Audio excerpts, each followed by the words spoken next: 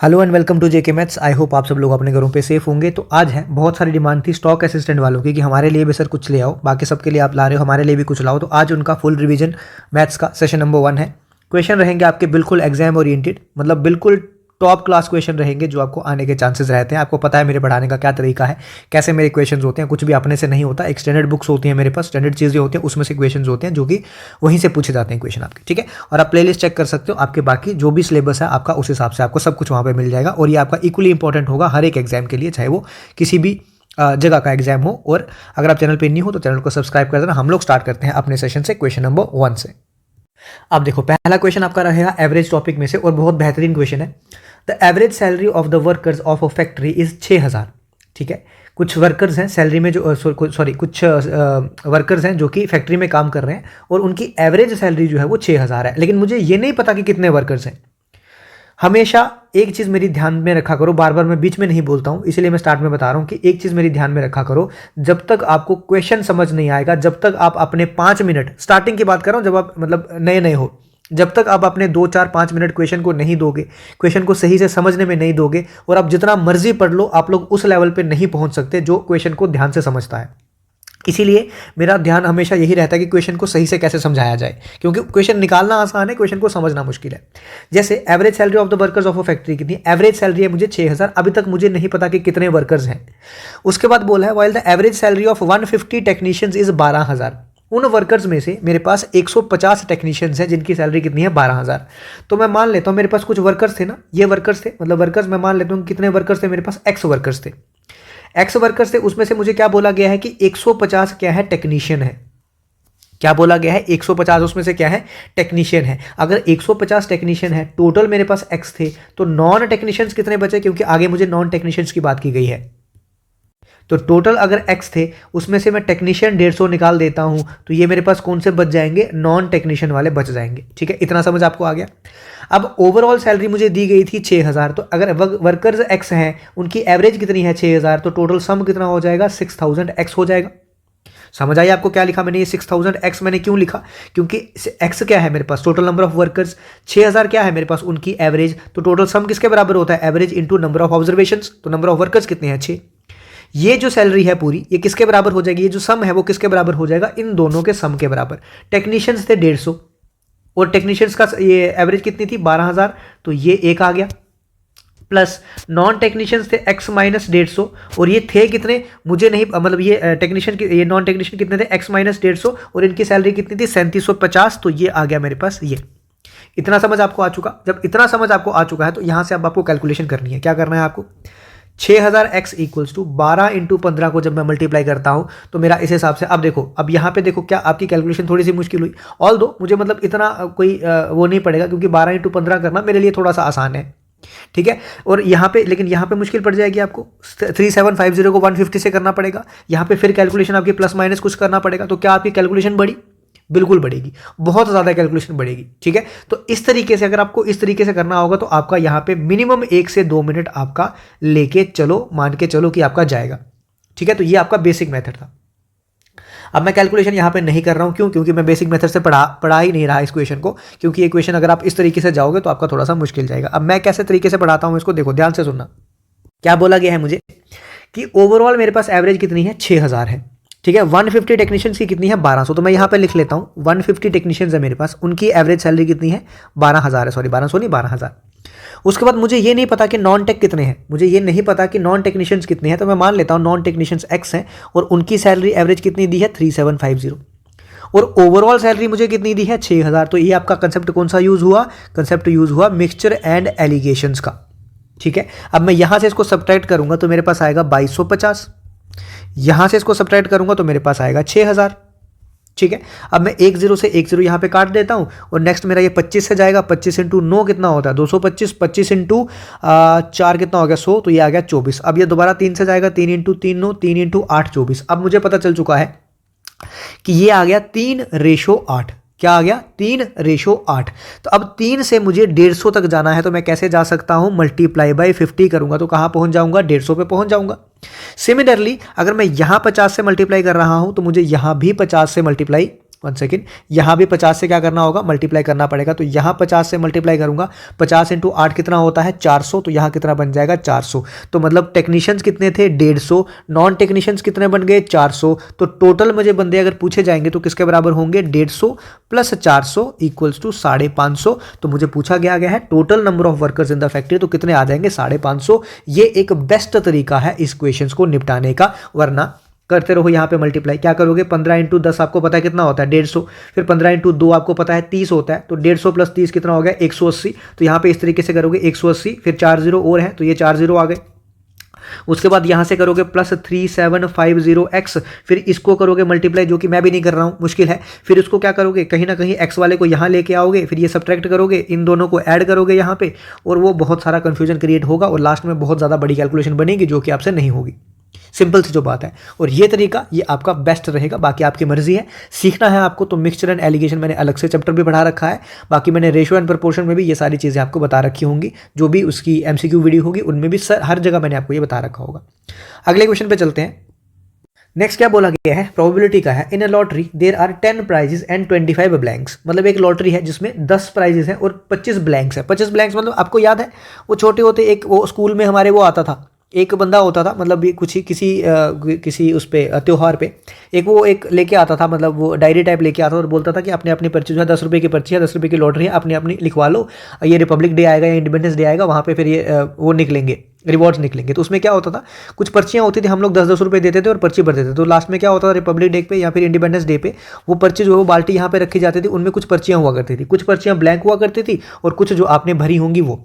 अब उसमें से एक पर्ची निकालते थे, अगर निकल गई तो आपका प्राइस निकल गया। कुछ कुकर निकलता था कभी कभार कुछ तवा निकलता था, कभी कुछ निकलता था, ऐसे मतलब प्राइजेस निकलते थे। तो उसने बोला कि उसमें से 10 प्राइजेस होंगे और 25 ब्लैंक्स होंगे। मतलब कि ये मान लो 1 2 3 3 3 6 और 3 9, मतलब ये मान लो कि 10 में से 10 में क्या है प्राइजेस हैं, बाकी 25 क्या है उसमें से मतलब खाली है। इसका मतलब टोटल मेरे पास कितनी है, उसमें 35 पर्चियाँ होंगी।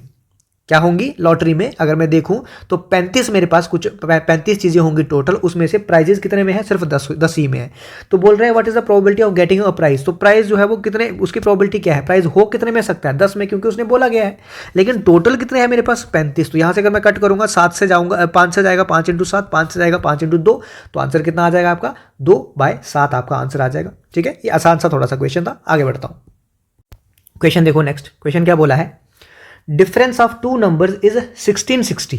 ठीक है, दो नंबर्स के बीच का डिफरेंस जो है वो कितना है 1660 है। तो मैं मान लेता हूं एक नंबर मेरे पास कितना है, लेट कर लेता हूं कि मेरे पास एक नंबर कितना है x है और दूसरा नंबर कितना है मेरे पास y। दोनों के बीच का डिफरेंस जो है वो मुझे दे रखा है कितना 1660, मतलब x माइनस वाई जो है मुझे दे रखा है 1660। ठीक है जी, मान लिया सर आपकी बात। If 7.5% of one number is 12.5% of the other number. मतलब बोला गया है कि 7.5% ऑफ फर्स्ट नंबर, मतलब x जो है या वन नंबर x जो है वो किसके बराबर है, वो दिया है 12.5% ऑफ दूसरा नंबर मतलब y के बराबर। यहां से अगर मैं देखूं तो x y y अगर मैं लिखूं तो किसके बराबर आएगा मेरा, x y y आएगा 12.5% डिवाइडेड बाय 7.5%। अब मेरा ये परसेंटेज जो है वो कट सकता है, पॉइंट और पॉइंट कट सकता है। उसके बाद ये मेरा बच जाएगा 125 डिवाइडेड बाय 75। अब यहाँ से अगर मैं देखूँ तो 25 से जाएगा 25 इंटू 3, 25 इंटू 5, तो मेरा एक्स वाई वाई का रेशो कितना आ गया 5:3। एक इक्वेशन मेरे पास ये बन चुकी है। दूसरी इक्वेशन मेरे पास बन गई एक्स बाय वाई जो है वो किसके बराबर होगा, 5/3 के बराबर होगा। ठीक है, यही करोगे आप, यही करना है, यही तरीका है। उसके बाद आप यहां से क्या कर लोगे, किसी एक की वैल्यू उठा लोगे। मतलब मैंने उठा लिया यहां से x की वैल्यू निकाल ली, तो क्या बन जाएगी 5/3 ऑफ y बन जाएगी। ठीक है, x की वैल्यू क्या बनेगी, यहां से मैंने निकाल लिया x की वैल्यू 5/3 ऑफ y। अब ये जो x की वैल्यू आई ये मुझे कहां पुट करनी होगी, पहली वाली इक्वेशन में पुट करनी होगी। तो अगर मैं पहली वाली इक्वेशन में पुट करता हूं, इसको आगे लिखता हूं, यहां लिखता हूं, ध्यान से देखना। अगर मैं इसमें पुट करता हूं x की वैल्यू तो क्या आ जाएगा मेरे पास 5/3y minus y equals to 1660। यहां से सॉल्व करके क्या आएगा 2y/3 इक्वल्स टू 1660। यहां से ये आएगा आपका 2 से अगर मैं काटूंगा तो ये 8 से जाएगा 830, तो y मेरा आ जाएगा 830 इंटू 30 कितना होता है, 8 इंटू 3 कितना होता है 24, तो ये आ गया 2490। तो y मेरा कितना आ गया 2490। अब y अगर 2490 है तो x किसके बराबर हो जाएगा 5/3 ऑफ y, मतलब 5/3 ऑफ 2490। तो x मेरा किसके बराबर हो जाएगा, ये हो जाएगा मेरा 4150 के बराबर। अब देखो ये क्वेश्चन बना, क्या क्या ये आपका एक नंबर के लिए गवारा है आपको कि आप इतना चीज़ करो इसके लिए? मुझे तो नहीं है गवारा कि एक नंबर के लिए मैं इसको इतना ज़्यादा लेके जाऊं। और ये तो चलो मैंने कैलकुलेशन की, मैं तो थोड़ा जल्दी जल्दी कर रहा हूं थोड़ा। आप लोग जब खुद कैलकुलेशन करोगे, ऑल्दो बहुत सारे बच्चे ऐसे होंगे जो मुझसे भी बेहतर कैलकुलेशन करते होंगे, मैं को ये नहीं बोल रहा, मैं सिर्फ ये बोल रहा हूँ कि एक नॉर्मल बच्चा, मेरे जैसा बच्चा जब इस कैलकुलेशन को करेगा तो इसको टाइम लगेगा, तो 1 मिनट 1.5 मिनट ये आराम से आपका क्वेश्चन लेके जाएगा। अब देखो क्वेश्चन का सही तरीका। एडवांस इसको मैं बोलता हूँ बट ये एडवांस है नहीं, तरीके यही होते हैं, बट स्टिल क्या बोला है, 7.5% of one number equals to 12.5% of other number. मतलब 7.5% ऑफ वन नंबर, मतलब मैंने 1 ले लिया इसको, equals to 12.5% of second number, तो मैंने 2 ले लिया। यहाँ से मैंने क्या किया, यहाँ से मैंने किया 1 डिवाइडेड बाई 2 जो है वो किसके बराबर होगा, ये आ गया 12.5 डिवाइडेड बाई 7.5, क्योंकि ये पॉइंट पॉइंट भी कट जाता है तो मैं डायरेक्टली लिख रहा हूँ 125 डिवाइडेड बाई 75। इसको करूँगा तो ये आ जाएगा 5/3। तो यहाँ से मुझे ये पता चल गया 1/2 नंबर की जो रेशो है वो 5:3 है।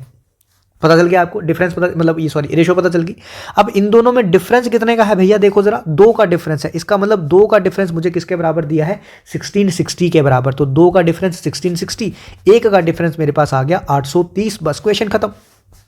1 का डिफरेंस इसके बराबर आ गया 830। जो आप यहाँ पे पहुंचे ना लास्ट में 830 पे, वो आप यहाँ पे डायरेक्टली पहुंच चुके हो 830। अब 1 का डिफरेंस सॉरी एक रेशो का एक रेशो किसके बराबर आ गया 830। पहला नंबर किसके बराबर था 5 रेशो, तो 5 रेशो किसके बराबर हो जाएगी 5 इंटू 830। दूसरा नंबर था 3 रेशो, तो 3 रेशो किसके बराबर 3 इंटू 830। ये आ जाएगा आपका 4150, ये आ जाएगा आपका 2490। इक्वेशन हो गया खत्म। तो अब आप खुद देख पाओ, देखो होता पता क्या है, कभी भी आप लोग इस बंदे का मुकाबला नहीं कर पाओगे। ऑल दो ये मेथड बहुत अच्छे हैं, ये बहुत अच्छे हैं, मतलब दिखाने के लिए ना, किसी को अगर आपको डिस्क्रिप्टिव पेपर करना है, किसी को दिखाना है, या आपको वो स्टेप वाइज मार्क्स चाहिए, तो ये क्वेश्चन, ये मेथड बहुत अच्छे मेथड है।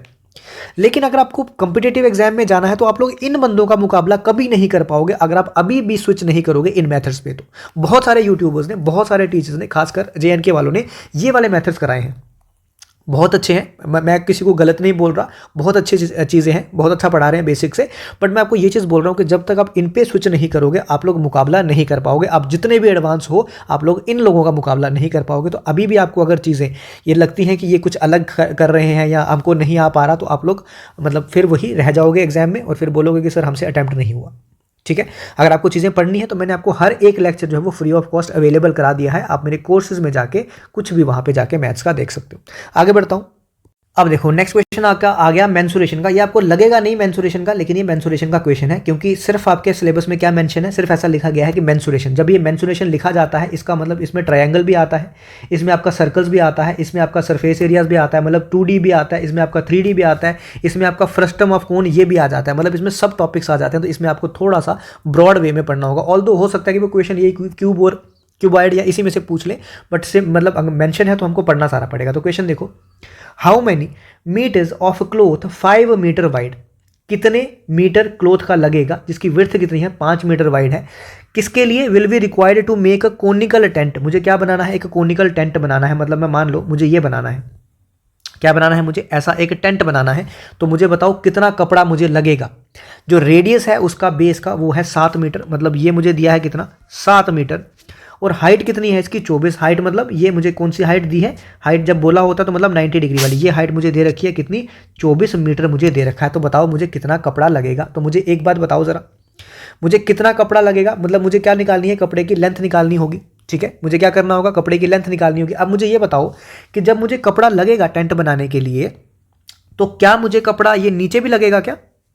ठीक है, ये बहुत इंपॉर्टेंट चीज़ है, क्या मुझे कपड़ा नीचे भी लगेगा। जब आप देखते हो कहीं पे आप मतलब डिस्कवरी पे देखते हो या कहीं पे देखते हो लोग जब टेंट लगा के रहते हैं, तो क्या वो टेंट का कपड़ा जो है वो नीचे भी लगता है क्या, ज़मीन पे भी टेंट होता है क्या, नहीं, ज़मीन खाली होती है, टेंट कहाँ लगता है चारों तरफ, मतलब कपड़ा जो लगेगा वो यहाँ लगेगा। ठीक है, एक सेकंड रुको जरा, मैं दूसरे पेन से करता हूँ इसको ताकि आपको आइडिया हो जाए। देखो कपड़ा जो लगेगा ना, क्योंकि टेंट जो है इसी कलर के होते हैं ज़्यादातर, तो कपड़ा जो लगेगा वो कहाँ लगेगा, इसके कर्व्ड सरफेस एरिया पे लगेगा। कहाँ पे लगेगा, इसके कर्व्ड सरफेस एरिया पे लगेगा। और मैं लिख भी देता हूँ यहाँ, एक सेकेंड रुको ज़रा, हाँ मैं लिख भी देता हूँ, यहाँ कपड़ा नहीं लगेगा। ठीक है, ये लिख देता हूँ ताकि कन्फ्यूजन ना हो, यहाँ कपड़ा नहीं लगेगा। क्यों नहीं लगेगा, क्योंकि टेंट है भैया, टेंट में नीचे कपड़ा नहीं लगता है आपका। ठीक है, तो इसका मतलब मुझे कपड़ा जहाँ पे भी लगेगा तो मुझे क्या निकालना पड़ेगा, उसका कर्व्ड सरफेस एरिया निकालना पड़ेगा, जो कि होता है πr l। ठीक है, इतना कपड़ा मुझे लगेगा, मुझे इतना पता है। तो पाई किसके बराबर है, पाई होता है 22/7, रेडियस मुझे दिया उसने 7, एल मुझे पता नहीं है, अब मैं फंस गया। अगर आप थोड़ा सा मतलब एडवांस हो, आपको पता है कि 7, 24 और 25 करके मेरे पास एक ट्रिपलेट बनता है।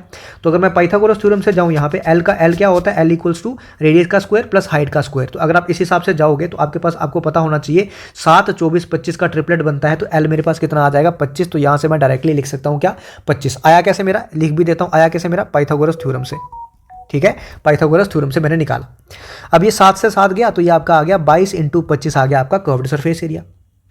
अब वो बोला गया है कि मुझे कपड़ा कितना चाहिए, इतना चाहिए। अब एरिया जो है वो किसके बराबर होता है, आपको पता है, area equals to length into width. कितना कपड़ा लगेगा, मतलब कितनी लेंथ लगेगी ताकि वो मेरा कपड़ा जो है वो कितना कपड़ा लगेगा, मतलब विड्थ उसने दी है मुझे 5 मीटर, तो यहाँ पे मैं किसके बराबर लिखूंगा, विड्थ को 5 मीटर। एरिया मेरा किसके बराबर आया, 22 × 25। तो कितनी लेंथ लगेगी वो मुझे निकालना है। तो 5 से काटूंगा तो 5, तो लेंथ कितनी लगेगी, 22 × 5। तो 22 × 5 कितना होता है, 110। समझ आया आपको। लास्ट टाइम भी मैंने आपको बोला था कि 5 से मल्टीप्लाई करना हो तो क्या किया करो, इसको 10/2 लिख दिया करो। तो 2 से गया 11, तो कितना आ गया, 110। या फिर इसको नंबर को आधा कर दो और 0 लगा दो साथ में। समझ आया आपको, ये था कंसेप्ट। और ये क्वेश्चन पूछने के चांसेस बहुत ज़्यादा। ठीक है, आशा करता हूँ आपको समझ आया होगा। अगर आपको चीज़ें पसंद आती हैं तो एटलीस्ट वीडियो को हाइप कर दो। अगर आप चाहते हो कि सर इसी तरीके से हमें और भी सेशन चाहिए, जैसे आप जूनियर असिस्टेंट के लिए ला रहे हो, वाइल्ड लाइफ गार्ड और फॉरेस्ट इंस्पेक्टर के लिए ला रहे हो, लैब अटेंडेंट के लिए ला रहे हो, हमको भी सर ऐसे ही रेगुलर सेशन चाहिए, तो आप लोगों को वीडियो हाइप, लाइक और शेयर जो है वो ठोक के मतलब दबा देना है। ठीक है, आगे बढ़ता हूँ। अब देखो नेक्स्ट क्वेश्चन हमारे पास है प्रॉब्लम ऑन एजेस का। ये मैंने जानबूझ के दिखाने के लिए ना आपको यहाँ पे सोल्यूशन रखा है कि हम लोग कैसे पढ़ते हैं, और अगर जो बच्चा इन तरीकों से जाता है वो किस तरीके से करेगा और कितना टाइम अपना वेस्ट करेगा। देखो ध्यान से क्या बोला गया है, 2 years ago, 2 साल पहले की बात है। एक थोड़ा बढ़ा देता हूँ इसको क्योंकि सोल्यूशन तो आपको पता ही है, थोड़ा सा बढ़ा देता हूँ। 2 years ago the ratio of the respective ages of Subhash and Pranav was 4:5। मतलब 2 साल पहले की बात है, सुभाष और प्रणव की एजेस जो है वो 4:5 में है। उसके बाद 3 साल बाद की बात की है, द रेशो विल बिकम 5:6। तो बताओ प्रेजेंट एज ऑफ प्रणव जो है वो किसके बराबर है। अब आपका तरीका वही सेम तरीका जो सब बनाते हैं, क्या कि पहले मैं मान लेता हूं कि सुभाष की एज क्या है, 2 साल पहले की बात की गई है, कितनी है 4x, और प्रणव की एज कितनी हो जाएगी 5x। प्रेजेंट एज की बात करूंगा क्योंकि ये 2 साल पहले थी, तो प्रेजेंट की बात करूंगा तो 2 साल बढ़ जाएगी, इसकी भी 2 साल बढ़ जाएगी। ठीक है, इतना समझ आ गया। हाँ, अब अकॉर्डिंग टू क्वेश्चन बोला है कि 3 साल बाद, मतलब प्रेजेंट से भी 3 साल बाद, तो प्रेजेंट से 3 साल बाद मतलब 4x + 2, तो प्रेजेंट थी, उसके 3 साल बाद मतलब +3। सिमिलरली प्रणब की 5x + 2 थी, 3 साल बाद मतलब 5x + 2 +3। उनकी रेशो बन जाती है 5:6, तो ये 5:6 आ गई। अब इनको करेंगे क्रॉस मल्टीप्लाई करके निकालेंगे x, फिर निकालेंगे प्रेजेंट एज ऑफ प्रणब। तो क्या आपको नहीं लगता कि आपका टाइम वेस्ट जो है इसमें ज़्यादा होगा? सर हमको नहीं लगता, हम तो ऐसे ही करते हैं। अब देखो हम कैसा करते हैं वो देखो। क्या बात की गई है, 2 साल पहले की बात की है, तो मैं यहाँ लिखूंगा -2। एक सेकेंड रुको जरा, यहाँ लिखूंगा -2। और यहाँ किस किस की बात की गई है, ये सुभाष है और ये प्रणव की बात की गई है। कितनी रेशो है मेरे पास, 4:5 है। ठीक है जी, मान गए सर आपकी बात। उसके बाद 3 साल बाद की बात की है, 3 साल बाद मतलब +3। अब मैंने सर यहाँ पे, सर आपने यहाँ पे -2 क्यों लिखा, क्योंकि पहले की बात थी। +3 क्यों लिखा, क्योंकि बाद की बात है। अब रेशो कितनी है, 5:6। तो डिफरेंस कितना होना चाहिए रेशो का, सेम। मतलब 4 से 1 इंक्रीज हो रहा है 5, 5 से 1 इंक्रीज हो रहा है 6, मतलब बिल्कुल सही बात है। इसका मतलब जो ये 1 इंक्रीज हो रहा है, एक रेशो जो है वो कितने साल के बराबर है, मतलब 2 साल पहले और 3 साल बाद, मतलब 5 के बराबर। सर ये 5 हुआ कैसे, देखो मैं अगर नंबर लाइन के हिसाब से देखूं, ये 0 है, ये -1 है, ये क्या है -2, ये क्या है 1, ये क्या है 2, ये क्या है 3। अब -2 से मुझे 3 तक आना है तो 1 jump, 2 jump, 3 jump, 4 jump, 5 jump, मतलब 5 साल मुझे आगे आना पड़ेगा। तो इसीलिए एक रेशो की वैल्यू किसके बराबर हुई, 5 साल के बराबर। मुझे पूछा क्या है, प्रेजेंट एज, लेकिन किसकी, प्रणव की। तो मैं मान लेता हूँ ये प्रणव की एज मतलब 5 रेशो, तो एक रेशो अगर 5 के बराबर है तो 5 रेशो किसके बराबर हो जाएगी, 25 साल। लेकिन ये 2 साल पहले की एज है, मुझे निकालनी है प्रेजेंट, तो 2 साल मुझे इसमें क्या करना पड़ेगा, बढ़ाना पड़ेगा। तो अब उसकी एज कितनी हो जाएगी प्रणव की, 27 साल, जो कि डी आंसर होगा। कभी भी नहीं कर पाओगे इन लोगों का मुकाबला इन चीज़ों से। ठीक है, अब और एक तरीका बताता हूँ, मतलब वो माइंड मेथड वाला बताता हूँ कि माइंड से कैसे करना है। ठीक है, ये माइंड से आपको सॉल्व कैसे करना है, पेन उठाना ही नहीं है आपको। जैसे ध्यान से सुनना, क्या बोला गया है कि 2 साल पहले प्रणव की एज जो थी वो 4:5, मतलब 2 साल पहले प्रणव की एज 5 का मल्टीपल होगा। क्या बोला मैंने, 2 साल पहले प्रणव की एज 5 का मल्टीपल होगा। तो अगर मैं 2 साल पहले इसको करूं तो 2 साल पहले कितना बनेगा 20, तो 5 का मल्टीपल हो सकता है, मतलब हो सकता है। 2 साल पहले इसकी एज करूंगा तो ये बनेगा 23, तो क्या 5 का मल्टीपल है, नहीं हो सकता कभी भी आंसर। 2 साल पहले इसकी एज करूंगा तो 18, क्या 5 का मल्टीपल है, कभी भी आंसर नहीं हो सकता। 2 साल पहले करूंगा तो 25, 5 का मल्टीपल है, मतलब इसमें से मेरे 2 ऑप्शन चले गए, बी और सी चला गया, मेरे पास ए और डी दोनों में से कोई हो सकता है। आगे देखो, 3 साल बाद प्रणव की एज जो है वो 6 का मल्टीपल होगी। 3 साल बाद मतलब अभी उसकी प्रेजेंट एज अगर 22 है, 3 साल बाद मतलब वो कितना बन जाएगा 25, वो 6 का मल्टीपल होना चाहिए। तो क्या 25 6 का मल्टीपल है, नहीं है, ऑप्शन गया। 3 साल बाद ये 27 क्या बन जाएगा 30, क्या 6 का मल्टीपल है, बिल्कुल है, तो आंसर क्या आ जाएगा आपका डी पार्ट। तो इन लोगों से, इन माइंड मेथड वालों से किसी भी तरीके से आप लोग कभी भी, अगर आप इन्हीं मेथड पर टिके रहोगे, कभी भी इनसे आप अपना कंपेरिजन नहीं कर सकते। ये वो बंदे हैं कि आप लोग जब क्वेश्चन पढ़ रहे होंगे ना, आप लोग सिर्फ ये लिख रहे होंगे तो प्रेजेंट एज सुभाष की कितनी बन जाएगी 4x + 2, प्रणव की कितनी बन जाएगी 5x + 2। इतनी देर में ये माइंड वाले निकाल के निकल चुके होंगे आगे। ये डिफरेंस पड़ता है जो लास्ट में आप लोग बोलते हो कि सर अटेम्प्ट नहीं हो पाए, बस यही डिफरेंस है। और ये आपको दिखेगा कहाँ, ये सारी चीजें मैंने आपको कहाँ पढ़ाई है, ये आप देख पा रहे हो सेशन, ये आपको दिख रहा होगा, प्रॉब्लम ऑन एजेस दिख रहा है, एक सेकंड रुको जरा। हाँ, ये सेशन आपको दिख रहा है प्रॉब्लम ऑन एजेस वाला। इसमें मैंने आपको 30-40 क्वेश्चन, देखो आपको यहाँ पे दिख भी रहा है कि ये forest guard wild life protection वाले के लिए उस समय मैंने ये बताया था, लेकिन ये क्योंकि स्टॉक असिस्टेंट में भी है तो ये प्रॉब्लम ऑन एजेस कम से कम मैंने आई थिंक 30-40 क्वेश्चन करवाए होंगे, और सारे के सारे आपको बिना पेन उठाए 30 सेकंड्स के अंदर, ठीक है। और ये मिलेगा कहाँ आपको लेक्चर, जब आप ये चैनल पे जाओगे, चैनल पे जाने के बाद आपको यहाँ पे क्या दिख रहा है, कोर्स दिख रहा है। कोर्स में जब ये आपको प्लेलिस्ट दिखेगी ना, आपको maths for JK PSI NT सब के लिए मैथ्स, यहाँ पे जाके आपको ये लेक्चर जो है वो दिख जाएंगे, और यहाँ पे आपको प्लेलिस्ट में जाके और भी अंधाधुंध लेक्चर आपको मिलेंगे। इसके अंदर जाने के बाद आपको कोई भी किसी भी चैप्टर का आपको हर एक चीज़ MCQs प्लस वीडियो लेक्चर सब कुछ मिल जाएगा। तो यहाँ से जाके आप लोग पढ़ सकते हो, अगर आप अपने कंसेप्ट जो है वो स्ट्रॉन्ग करना चाहते हो। अगर आप चाहते हो कि मुझे भी बाकियों से आगे जाना है तो आप इससे कर सकते हो, और ये फ्री ऑफ कॉस्ट है, इसका पैसा कोई नहीं है, ठीक है, ये फ्री है आपके लिए सारा कुछ। आगे बढ़ता हूं, नेक्स्ट क्वेश्चन देखो, रेशियो एंड प्रपोर्शन का। देखो ध्यान से देखना क्या क्वेश्चन है, find 2 numbers such that there mean proportion is 6। 2 numbers निकालो जिनका मीन प्रपोर्शन जो है वो 6 है। ये तो सबको याद होगा कि मीन प्रपोर्शन किसके बराबर होता है, √ऑफ वो 2 नंबर्स। तो मैं मान लेता हूं 2 नंबर्स हैं x और y, तो मीन प्रपोर्शन x और y का कितना हो जाएगा 6 हो जाएगा। तो ये मुझे पता है, ये सबको याद होगा। लेकिन थर्ड प्रपोर्शन भूल चुके हो, थर्ड प्रपोर्शन किसके बराबर दिया है 20.25। क्या भूल चुके हो क्या थर्ड प्रपोर्शन क्या होता है, तो अगर मैं याद दिला दूं, अगर मेरे पास 2 नंबर है x और y, तो थर्ड प्रपोर्शन किसके बराबर होता है x ratio y। Third proportion के केस में x रेशो y प्रपोर्शन होता है किसके, y रेशो, यहाँ पे मैं लिखता हूँ, मान लो कि कोई z लिख देता हूँ, तो ये जो z होता है ना वो मेरे पास आता है थर्ड प्रपोर्शन, ठीक है। तो इस z को मैं क्या बोलता हूँ, इस केस में इस z को मैं बोलता हूँ थर्ड प्रपोर्शन। और निकालने का तरीका क्या होता है, x × z = y का स्क्वायर, ठीक है। ये तरीका होता है मेरे पास ये निकालने का। या फिर आप इस तरीके से भी ABCD लोगे तो आप अपने हिसाब से ये भी कर सकते हो, A/B जो है वो किसके बराबर हो जाएगा, B/C। तो इसमें जो C होगा वो क्या हो जाएगा मेरे पास थर्ड प्रपोर्शन, और आप बोलोगे AC = B²। तो C यहाँ से अगर निकालना होगा आपको तो ये आप बोल दोगे B² / A।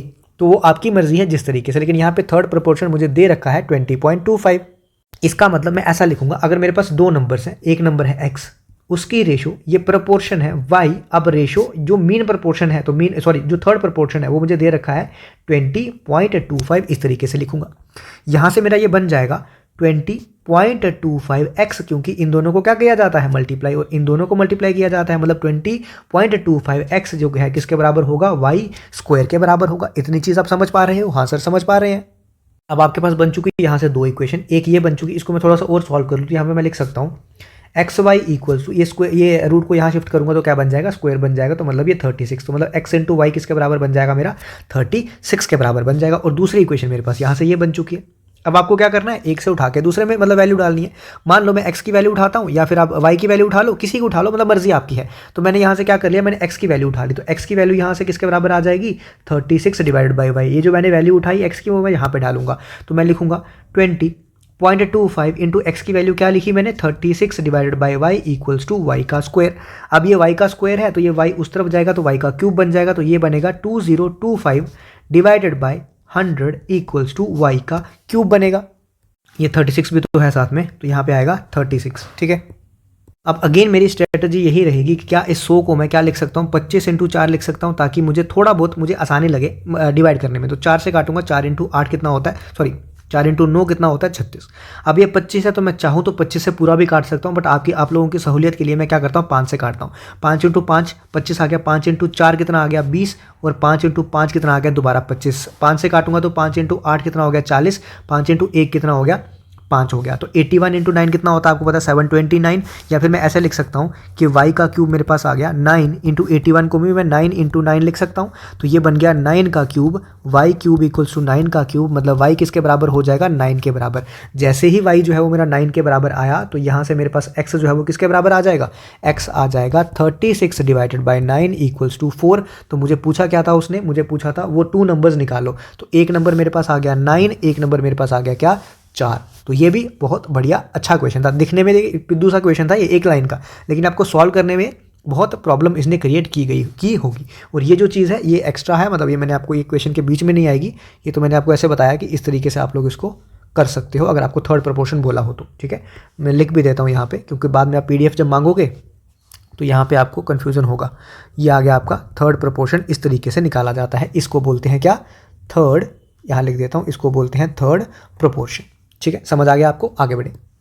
ये तो एक मैंने बीच में जानबूझ के आसान सा क्वेश्चन डाल दिया है। 2 numbers are in the ratio 3:4। तो मैं मान लेता हूँ पहला नंबर है मेरा 3x, दूसरा नंबर है मेरे पास 4x। एलसीएम मुझे दे रखा है तो मुझे बोला है नंबर निकालो। अब देखो ये 3x है और ये 4x है, आपको ऑब्वियसली यहाँ पे दिख पा रहा है कि 3 और 4 में तो कुछ कॉमन नहीं होता। क्या 3 और 4 में तो कुछ कॉमन नहीं होता, लेकिन 3x और 4x में x कॉमन है। इसका मतलब ये हाईएस्ट फैक्टर क्या है इसका x। तो मैं यहाँ से ये बोल सकता हूँ कि इसका HCF क्या हो जाएगा x हो जाएगा। ठीक है, अब मेरे पास पता है मुझे कि प्रोडक्ट ऑफ 2 नंबर जो है वो किसके बराबर होता है HCF इंटू LCM। एक x से ये x कटा, 4 से काटूंगा तो 4 इंटू 2, 4 इंटू 1, 3 से काटूंगा तो ये 7, तो x कितना आ जाएगा मेरे पास 7। तो नंबर कितना आ जाएगा, एक आ जाएगा मेरे पास 21, एक आ जाएगा मेरे पास 28। आसान था कि नहीं? तो ये बहुत आसान था। ठीक है, बाकी आपकी मर्जी है, आप किसी भी तरीके से, मैंने आपको बहुत सारे, देखो हो सकता है कि मैंने कहीं और पढ़ाया हो, ये किसी और तरीके से बताया होगा, लेकिन ये मतलब एक सिंपलेस्ट वे है, तो मुझे लगता है कि ये ज़्यादा आपका इजी रहेगा। नेक्स्ट क्वेश्चन आपका एवरेज का, देखने में बहुत बड़ा और मुश्किल लग रहा होगा, बिल्कुल आसान सा क्वेश्चन है। The average of 6 numbers is x। 6 numbers की एवरेज कितनी है x, तो सम कितना हो जाएगा 6x। ठीक है जी। Average of 3 of these is y। उनमें से 3 नंबर्स की एवरेज कितनी है y है, तो उनका सम कितना हो जाएगा 3y हो जाएगा। If the average of the remaining 3 is z। तो बाकी 3 की कितनी एवरेज है z है, तो मतलब टोटल एवरेज जो है वो इनकी एवरेज प्लस इसकी एवरेज के बराबर हो जाएगी कि नहीं हो जाएगी। बोला क्या है मुझे कि इसमें से कौन सी इक्वेशन जो है वो सही होगी। तो यहाँ से मुझे कोई सही दिख रहा है क्या? अगर मैं देखूँ तो, अगर मैं इसके हिसाब से देखूं तो मुझे कुछ दिख नहीं रहा है, क्योंकि सारे के सारे जो है वो x की फॉर्म में है। तो अगर मैं x को यहाँ पे अकेला रखूं तो उस तरफ अगर मैं देखूं तो क्या बन जाएगा मेरे पास 3y plus z divided by 6। तो इसको मैं सॉल्व करूंगा तो मेरे पास आ जाएगा y/2 प्लस z/6, या फिर इस फॉर्म में आएगा। तो मुझे इस फॉर्म में कोई भी क्वेश्चन यहाँ पे मतलब कोई भी आंसर दिख नहीं रहा है, तो मेरे पास ये नन ऑफ द अबव आ जाएगा। या तो फिर कई बार आपको z निकालने को बोला होगा, अगर z निकालने को बोला है तो z आ जाएगा आपका 6x माइनस 3y, यहाँ से आ जाएगा। बट ये कुछ है नहीं ऐसा, मैंने कुछ गड़बड़ तो नहीं की, एक बार मुझे चेक भी करना हो जरा। The average of the 6 numbers is x। 6 numbers की एवरेज कितनी है x, तो सम कितना हो जाएगा 6x, बिल्कुल सही बात है। Average of the 3 of this is y, तो सम कितना हो जाएगा 3y। If the average of the remaining 3 is z, तो हाँ मैंने गड़बड़ कर दी, बिल्कुल सही कर दिया मैंने, कोई बात नहीं, एग्जाम में मेरे से भी कई बार गड़बड़ हो जाती है। यहाँ पे मैंने 6 लिया क्योंकि मैंने सम निकाला था, 6 नंबर्स थे। यहाँ पे मैंने 3 लिया क्योंकि सम निकाला 3 नंबर्स थे। यहाँ पे भी तो 3 नंबर है, यहाँ पे मैंने 3 से मल्टीप्लाई क्यों नहीं किया, बताना नहीं था क्या आपको? ठीक है, इतनी देर से पढ़ते जा रहे हो, बताना नहीं था आपको। अब यहाँ पे देखो, अगर मैं यहाँ पे कैलकुलेट करूँ तो मेरे पास x जो है वो किसके बराबर आता है, यहाँ से मैं देखूँ तो 3 अगर मैं कॉमन निकालूँ तो y plus z divided by 6 आता है। तो यहाँ से मैं करूँ तो ये 2 से गया, तो यहाँ पे 2x equals to y plus z जो है वो मेरा आ पा रहा है, मतलब ऑप्शन नंबर मेरा बी जो है वो ट्रू होगा। ठीक है, तो मैक्सिमम टाइम मेरे से भी गलती होती है, ऐसे नहीं है मेरे से नहीं होती। तो मैंने क्या गलती कर दी कि ये 3 नंबर्स की एवरेज थी z, तो इसका सम कितना हो जाएगा 3z हो जाएगा। इसी हिसाब से आप लोग क्वेश्चन को सॉल्व कर सकते हो। आई होप अभी आपको क्लियरिटी हो गई होगी। ठीक है, आगे बढ़ता हूँ। नेक्स्ट क्वेश्चन देखो, ये भी अच्छा क्वेश्चन है, ध्यान से देखना, काम आएगा आपका मेथड इसका। देखो, the present population of the village is 5500। एक विलेज है जिसकी प्रेजेंट पॉपुलेशन कितनी है इस समय 5500 के बराबर है। If the number of males increases by 11%, अगर मेल जो है वो 11% से इंक्रीज हो जाए और फीमेल जो है वो 20% से इंक्रीज हो जाए, तो पॉपुलेशन जो है वो 6330 बन जाती है, मतलब 6330 जो है वो बन जाती है, मतलब 6330 जो है वो बन जाती है। तो बताओ प्रेजेंट पॉपुलेशन ऑफ फीमेल्स क्या है उस विलेज में। तो ये तो बहुत खतरनाक सा क्वेश्चन है कुछ sir. Present population total village की कितनी दी है, 5500 दी है। तो यहाँ पे मैं क्या लिखता हूँ कि पूरे विलेज की पॉपुलेशन कितनी है, 5500 दी है। ना ही मुझे ये पता है कि कितने नंबर ऑफ मेल्स हैं, ना ही मुझे ये पता है कि कितने नंबर ऑफ फीमेल्स हैं। मैं मान लेता हूँ कि मेल्स कितने हैं, मेरे पास x हैं, जो आपका असल बढ़िया सा तरीका जो है आपका बेसिक। मैं मान लेता हूँ मेल्स कितने हैं, x। अब टोटल पॉपुलेशन अगर 5500 है, मेल्स अगर उसमें से x हैं, तो फीमेल्स कितनी हो जाएंगी, 5500 में से x को मैं माइनस कर दूंगा तो क्या बन जाएगी, मेरे पास फीमेल्स बन जाएंगी। ठीक है सर, ये तो मानते हैं हम लोग बात।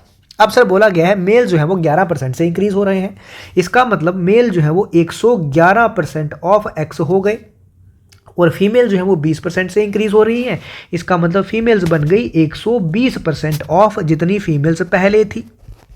ठीक है सर, तो इन दोनों को मिला के अब पॉपुलेशन किसके बराबर हो जाएगी, 6330 के बराबर। इसका मतलब सर दोनों को ऐड करूंगा अगर, तो एक सेकेंड रुको जरा, थोड़ा सा ज़्यादा आगे पीछे हो गया। ठीक है, तो जब मैं सर दोनों को ऐड करूंगा तो मेरा किसके बराबर आएगा सर, मेरा आएगा ये किसके बराबर, 6330 के बराबर। क्यों, क्योंकि सर अब जो पॉपुलेशन है वो है 6330 के बराबर और ये इंक्रीज होके मेल्स हैं, ये इंक्रीज होके फीमेल्स हैं। अब सर मुझे क्या करना पड़ेगा, सर क्या मुझे कैलकुलेशन करनी पड़ेगी क्या, बिल्कुल सही करनी तो पड़ेगी आपको। अब सर क्या करूं मैं इसको, 111 डिवाइडेड बाय 100x प्लस, अब मुझे क्या करना पड़ेगा, ये जीरो से ये जीरो मैंने काट लिया मान लो। अगर मैं इसको यहाँ से भी काट देता हूँ, 2 से काटूंगा तो 2 × 6 12, 2 से काटूंगा तो 2 × 5। अब मुझे मल्टीप्लाई करना पड़ेगा 6/5 × 5500 को माइनस 6/5x को, ये बराबर बनेगा 6330 के। अब यहाँ से मुझे क्या करना पड़ेगा सर, यहाँ से मुझे फिर से ये 5 से काटूंगा तो 5 × 11, तो ये 0 आ गया। हाँ सर आ गया। तो 111x divided by 100 plus 6600 minus 6/5x equals to 6330। इतना समझ आया आपको। उसके बाद अगर थोड़ा सा यहाँ पे बच्चा जो है ना, मतलब थोड़ा सा अगर वो है क्या बोलते हैं उसको, दिमाग उसका चलता है, तो वो क्या करेगा, वो यहाँ पे भी 100 बनाने की कोशिश करेगा। क्यों, क्योंकि x वाली टर्म के साथ मेरे पास क्या है 100, तो मेरे पास इजी हो जाएगा। तो मैं क्या करूँगा, 20 से ऊपर मल्टीप्लाई और 20 से नीचे भी मल्टीप्लाई। तो ये मेरे पास क्या बन गया, 111x/100 माइनस 20 × 6 कितना होता है, 120x डिवाइडेड बाई 100। ठीक है, प्लस मेरे पास कितना है, प्लस 6600 इक्वल्स टू 6330। यहाँ से अगर मैं कैलकुलेट करूंगा तो 111 में से 120 जाएंगे तो माइनस 9x डिवाइडेड बाय 100 आएगा और यहाँ से 6330 माइनस 6600 इस तरीके से आएगा। यहाँ से मेरे पास कितना आ गया, ये मेरे पास आएगा माइनस 270, मतलब ये 9x divided by 100 equals to minus 270। ये गया, 9 से काटूंगा तो 3 आएगा, 9 × 3 कितना होता है 27। तो x मेरा किसके बराबर आ गया, 3000 के, सॉरी क्योंकि एक जीरो तो इसका भी है ना, ये जीरो और भी जाएगा, तो 3000 के बराबर आएगा। जब x मेरे पास 3000 के बराबर आ गया, मुझे पूछा क्या था उसने कि फीमेल्स कितनी होंगी, तो यहाँ से मैं निकाल लूंगा 5500 माइनस 3000 करके, तो मेरे पास कितना आ गया, 2500 आ गई फीमेल। अब देखो फिर वही बात है कि क्या ये गवारा है आपको एक नंबर के लिए इतनी कैलकुलेशन करना। ये तो फिर मैंने किया, तो मैंने जल्दी से आपको बता दिया ये इस तरीके से होगा, ये ऐसे होगा, मल्टीप्लाई करके माइनस करके ऐसा करेंगे। सब बच्चों के दिमाग में यहाँ पे ये आएगा क्या, मैं उसको ये सेम बनाता हूँ। अगर नहीं बनाओगे तो यहाँ पे कैलकुलेशन में आपको बहुत ज़्यादा प्रॉब्लम आएगी, क्योंकि एलसीएम लोगे, क्रॉस मल्टीप्लाई करोगे, कुछ करोगे, बहुत ज़्यादा प्रॉब्लम आएगी, टाइम बहुत ज़्यादा वेस्ट होगा। अब हमारा तरीका जो है, हमारा जो एक्चुअल तरीका है इसको सॉल्व करने का, वो क्या है वो सुनो ध्यान से। ठीक है, ध्यान से सुनना, इसको मैं बोलता हूँ, इस मेथड को बोला जाता है जूनियर सेटिस्फैक्टरी मेथड। क्या बोला जाता है, जूनियर सेटिस्फैक्टरी मेथड बोला जाता है। इसमें हम लोग क्या मान के चलते हैं, इसमें हम लोग ये मान के चलते हैं कि जितना लिख भी रहा हूं साथ साथ में ताकि आपको कंसेप्ट भूले ना, जितना एक इंक्रीज हो रहा है, जितना एक इंक्रीज हो रहा है उतना ही दूसरा भी इंक्रीज हो रहा होगा, उतना ही दूसरा भी इंक्रीज हो रहा होगा। सर क्या बकवास करे जा रहे हो, हमको नहीं समझ आ रहा है, ऐसे हमको अच्छे तरीके से समझाओ, ध्यान से सुनो फिर। अब देखो यहाँ पे क्या है, मेल जो है वो कितने इंक्रीज हो रहे थे, 11% इंक्रीज हो रही थी, लेकिन फीमेल जो है वो 20% इंक्रीज हो रही थी। तो मैंने मान लिया अगर मेल्स जो हैं वो 11% इंक्रीज हो रहे होंगे, इसका मतलब मैंने ये मान लिया कि फीमेल भी जो है वो कितनी इंक्रीज हो रही होंगी, 11% से ही इंक्रीज हो रही होंगी। ये मैं मान के चला। सर ऐसा क्यों किया आपने, वही तो बता रहा हूँ बेटा, वही तो समझा रहा हूँ। मैंने बोला फीमेल्स भी 11% से इंक्रीज हो रही होंगी। अगर मेल्स भी 11% से इंक्रीज हो रहे हैं, फीमेल्स भी 11% से इंक्रीज हो रहे हैं, इसका मतलब ओवरऑल पॉपुलेशन जो है वो भी 11% से इंक्रीज हो रही होगी। क्या बोला मैंने, वो भी 11% से इंक्रीज हो रही होगी, क्योंकि मेल और फीमेल जो है दोनों 11% से इंक्रीज हो रहे हैं। इसका मतलब पूरी की पूरी पॉपुलेशन भी 11% से इंक्रीज हो रही होगी। लेकिन इंक्रीज हो कितनी रही है, 11% अगर इंक्रीज होती तो कितनी इंक्रीज होती, मैं यहाँ पे निकालता हूँ 11% ऑफ 5500। अगर 11% से इंक्रीज होती, 20 से 20 कट गए, तो मैं क्या लिखूंगा इसको, 11 इंटू 55 को लिखूंगा 5 इंटू 11, ताकि मल्टीप्लाई करने में आसानी हो। तो 121 इंटू 5, ये मेरे पास कितना आ गया, 605 आ गया। मतलब अगर पॉपुलेशन मेरी 11% इंक्रीज हो रही होती तो कितनी इंक्रीज होती मेरी पॉपुलेशन, 605 लोगों से इंक्रीज होती। समझते, ध्यान से समझ लेना क्या मैं बोलने जा रहा हूँ। फिर से एक बार आपको समझा रहा हूँ कि जूनियर सेटिस्फैक्ट्री मेथड में क्या होता है कि जितना हम लोग एक इंक्रीज मानते हैं, हम लोग ये मानते हैं कि दूसरा भी उतना ही इंक्रीज हो रहा है। मतलब मेल्स कितने हो रहे थे, 11%, फीमेल्स कितनी हो रही है, 20% हो रही थी, लेकिन मैंने मान के चला कि ये भी 11% ही हो रही है। अगर दोनों 11% हो रहे हैं, इसका मतलब ओवरऑल पॉपुलेशन भी 11% इंक्रीज हो रही होगी। पॉपुलेशन थी कितनी मेरे पास, 5500 थी। अगर वो 11% इंक्रीज होती तो उसका 11% मतलब इंक्रीज होना कितना चाहिए था, 605 लोग इंक्रीज होने चाहिए थे। लेकिन इंक्रीज हो कितने रहे हैं वो चेक करो, ठीक है, इंक्रीज हो कितने रहे हैं। अब पॉपुलेशन कितनी आ गई हमारे पास है, 6330। पहले पॉपुलेशन कितनी थी, 5500। तो यहाँ पे कितना इंक्रीज हो रहा है, ये 830। ये कितना इंक्रीज हो रहा है, 830। होना कितना चाहिए था हमारे हिसाब से, जो हम मान के चले हैं उसके हिसाब से इंक्रीज होना कितना चाहिए था, 605 लोग। लेकिन इंक्रीज हो कितने रहे हैं, 830 लोग। ऐसा क्यों हुआ सर, ऐसा इसीलिए हुआ क्योंकि हमने फीमेल को कितना मान के चला, 11%, लेकिन एक्चुअल में फीमेल है कितनी, 20%। तो इसका मतलब ये जो 9% का चेंज आ रहा है, 9% का क्यों, क्योंकि मैंने माना 11%, एक्चुअल में थी 20%। ये जो 9% का चेंज आया वो इसकी वजह से ही आया होगा, ठीक है। एक्चुअल में होना चाहिए था 605, हो गया 803। इसका मतलब जो चेंज आ रहा है दोनों में, कितने का चेंज आ रहा है, 225 का। 830 माइनस 605, ये जो 25 का चेंज आ रहा है वो किसकी वजह से आ रहा होगा, 9% से। इसका मतलब 1% की वैल्यू कितनी होगी आपके पास, 225 डिवाइडेड बाई 9। तो 100% की वैल्यू कितनी हो जाएगी, 225 डिवाइडेड बाई 9 इंटू 100। तो 9 से काटूंगा तो 9 इंटू 2 18, 9 इंटू 5 तो 2500 वैल्यू जो आई वो आगे नंबर ऑफ फीमेल्स, खत्म हो गया। अब यहाँ देखो, देखने में आपको जरूर लगेगा कि सर ये तो आसान सा था, सर 4-5 स्टेप थे, यहाँ पे हो गया, ये तो सर इतना बड़ा हो गया। ये इतना बड़ा इसलिए हुआ क्योंकि मुझे समझाना था आपको। अब मैं आपको ये चीज़ बताता हूँ कि अगर हमको करना होता है जब एग्जाम में, तो हम इसी मेथड को किस तरीके से लिखते हैं और किस तरीके से करते हैं, वो देखो ध्यान से। अब देखो, जब मुझे एक्चुअल में करना है, जब मुझे ये एक्चुअल में करना है तो मैं क्या करूंगा, मैं ये देखूंगा कि मेल्स 11% इंक्रीज हो रहे थे, फीमेल्स 20% इंक्रीज हो रही थी। अगर मैं मान लेता हूँ फीमेल भी 11% इंक्रीज होती है, मतलब पॉपुलेशन भी 11% इंक्रीज होगी, तो मैं सिर्फ यहाँ से ये करूंगा कि 11% ऑफ 5500 जो है वो किसके बराबर होगा, जो कि मेरा आ जाएगा 605। मतलब इंक्रीज मेरा इतना होना चाहिए था, मैं ये लिखूंगा। मैं ये बता रहा हूँ कि अब मैं करूंगा कैसे एग्जाम में, ये लिखूंगा। मतलब एक्चुअल इंक्रीज कितना होना था, 605। लेकिन अब मैं ये देखूंगा इंक्रीज हो कितना रहा है। तो पहले पॉपुलेशन अब बढ़ गई, पहले भी इतनी थी, इतनी बढ़ गई, तो कितने का इंक्रीज हो रहा है, 830 का इंक्रीज हो रहा है। अब ये इसमें डिफरेंस जो आ रहा है कितना, 225 का। वो डिफरेंस क्यों आ रहा है, क्योंकि मैंने फीमेल को भी कितना माना है, 11%। तो इसका मतलब थी कितनी फीमेल, 20%। तो दोनों का जो डिफरेंस आया वो किसकी वजह से आ रहा है, ये 225 के बराबर। इसका मतलब यहाँ से 1% 225 डिवाइडेड बाई 9, यहाँ से 100% 225 डिवाइडेड बाई 9 इंटू 100, यहाँ से करूँगा तो ये 25। तो ये इसीलिए मेरा आ गया 2500। तो ये मेरा आंसर होता क्वेश्चन में, जब मतलब एग्जामिनेशन में जब मुझे अटैम्प्ट करना होता तो मैं ये चीज़ें लिखता सिर्फ और सिर्फ, ठीक है। तो इसीलिए आपका ये आसान बनता है। यहाँ पे कोई भी आपकी ऐसी कैलकुलेशन नहीं है जो आपको यहाँ पे करनी पड़ी कि मैं यहाँ पे मल्टीप्लाई करता हूँ, फिर यहाँ पे सब्ट्रैक्ट करता हूँ, फिर यहाँ से दोबारा इसको कैलकुलेट करता हूँ, यहाँ फिर सब्ट्रैक्शन होगी। तो ये कैलकुलेशन आपको यहाँ नहीं करनी पड़ेगी, कोई एक्स वैक्स कुछ नहीं लेना पड़ेगा, ठीक है। आशा करता हूँ आपको तरीका जो है वो समझ आया होगा। आगे बढ़ता हूँ मैं, अगर नहीं आया तो फिर तो यही तरीका है आपके लिए। नेक्स्ट क्वेश्चन देखो, एक आसान सा क्वेश्चन रखा है मैंने मेंसुरेशन से आपके लिए। क्या है, the perimeter of 2 squares are 40 and 32। मतलब पेरीमीटर ऑफ स्क्वायर 1 कितना है, 40। पेरीमीटर ऑफ स्क्वायर 2 कितना है, 32। अब आपको पता है पेरीमीटर ऑफ स्क्वायर कितना होता है, 4 इंटू साइड। अगर 4 इंटू साइड जो है वो 40 के बराबर है, तो साइड जो है पहले स्क्वायर की कितनी आ जाएगी, 10। यहाँ पे भी 4 इंटू साइड 2 किसके बराबर दिया है, 32 के बराबर। तो साइड 2 किसके बराबर आ जाएगी, 8। मतलब पहले स्क्वायर की साइड मेरे पास 10 है, दूसरे स्क्वायर की साइड मेरे पास कितनी है, 8 है। इतना आपको समझ आ चुका।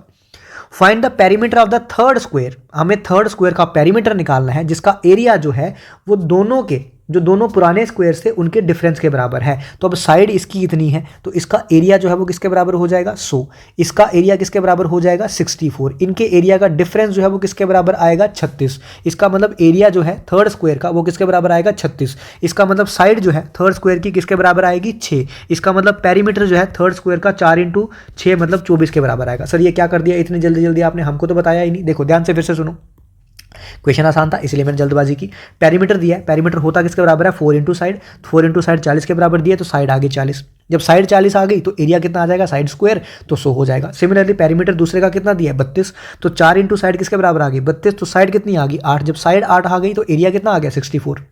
अब दिया हुआ है तीसरा जो स्क्वायर है ना उसका एरिया जो है वो पहले वाले दोनों स्क्वायर्स के एरिया के डिफरेंस के बराबर है। तो पहले वाले दोनों स्क्वायर्स के एरिया का डिफरेंस कितना हो गया 36, तो तीसरे स्क्वायर जो है उसका एरिया कितना है 36। अब एरिया 36 है, एरिया किसके बराबर होता है साइड × साइड, तो साइड × साइड अगर 36 के बराबर है तो मतलब सॉरी साइड किसके बराबर हो जाएगा √36 मतलब 6 के बराबर, क्योंकि साइड नेगेटिव नहीं हो सकती तो पॉजिटिव 6। साइड जब 6 के बराबर आ गया, पेरीमीटर आपको पता है 4 × साइड होता है तो 6 × 4 कितना हो जाएगा मेरे पास 24। तो आई थिंक आपको समझ आ गया होगा, इसलिए मैंने जल्दबाजी में किया क्योंकि आसान सा क्वेश्चन था।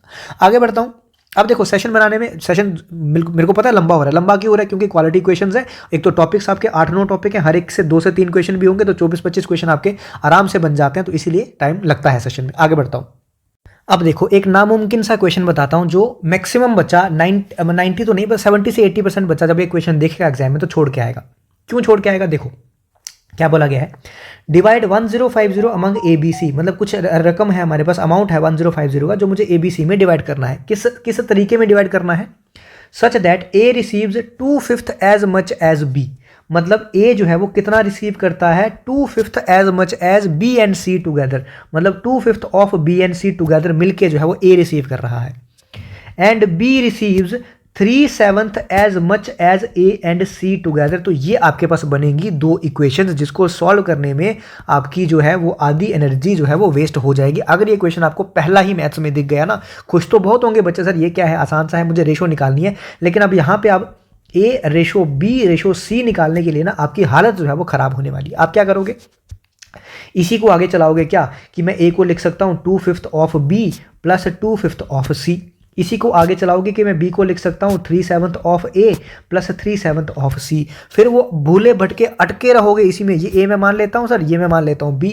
अब सर मैं क्या करूँगा, यहाँ से किसी की C की वैल्यू उठा के यहाँ पे डाल दूंगा इन टर्म्स ऑफ A और B, वहाँ से A और B की रेशो निकलेगी, फिर B और C की निकलेगी, फिर पता नहीं क्या क्या करके। मैं बोल रहा हूँ आपको, चैलेंज करता हूँ आप लोग इसको होमवर्क में करना, मतलब इस मेथड से। मैं तो आपको अपने मेथड से कराऊंगा बट मैं आपको ये चैलेंज कर रहा हूँ कि इस मेथड से करना और लास्ट में A, B और C की रेशो निकालना और बताना मुझे कि कितना टाइम आपका यहाँ पे वेस्ट होता है। अब मैं बताता हूँ इसको करने का तरीका क्या है, ध्यान से देखना।